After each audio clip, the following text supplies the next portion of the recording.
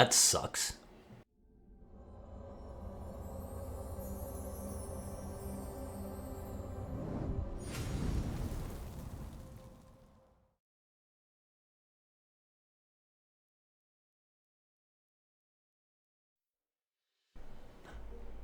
Yeah, okay, so that was a ridiculous intro, but I don't care.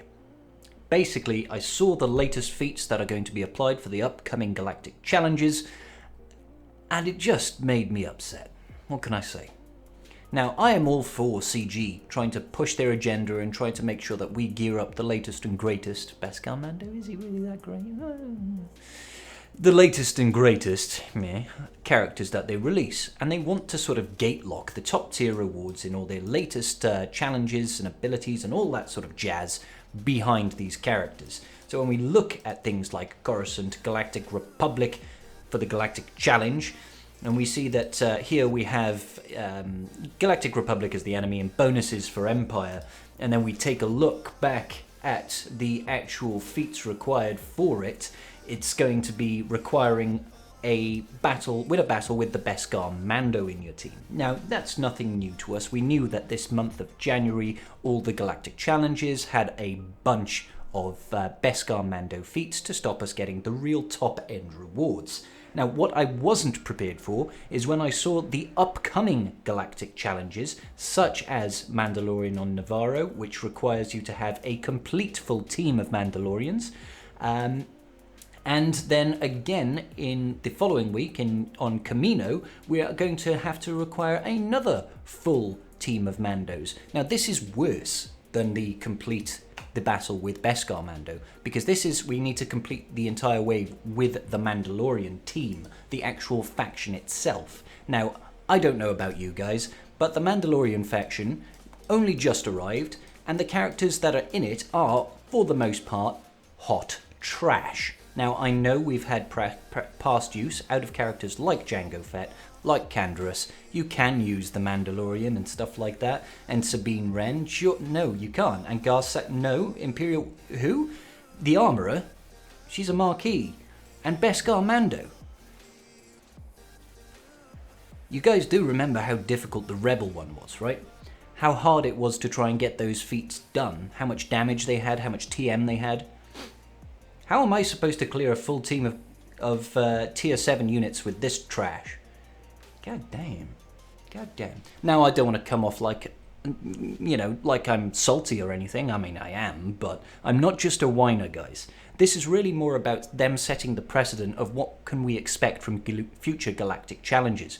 Now, as we know, Galactic Challenges is, at this point in time, the only means of acquiring Mark II slicing materials. So if you ever want to take your juicy mods up to 6A and really unlock the full potential of the mods that you're slicing, like this bad boy down here, you need to be doing those Galactic Challenges, and you need to do all the feats if you want to stay ahead of the curve.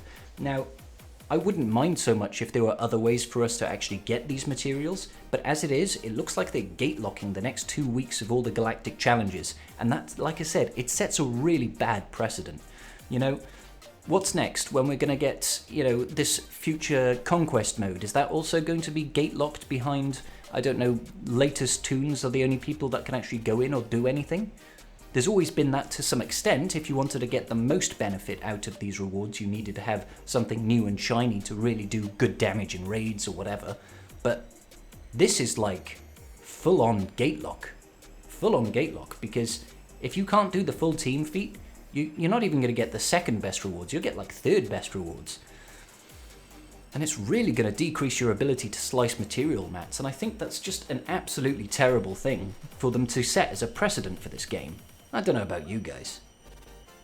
Hold on a minute, my washing machine is being loud. The real concern is that setting this precedent of having to require the latest releases at high gear levels, you really need to be relics to get the top tier rewards, let's face it. It's setting a bad precedent. In previous things, in previous events and incarnations of things, you look at raids, you look at the assault battles, that sort of thing.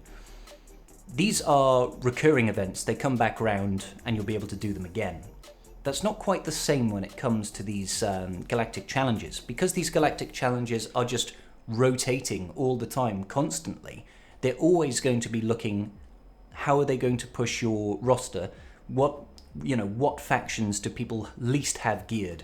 And they can just continually do that. Every single new character release, new faction release, they'll be like, hey, you got to get this in order to get your slicing mats.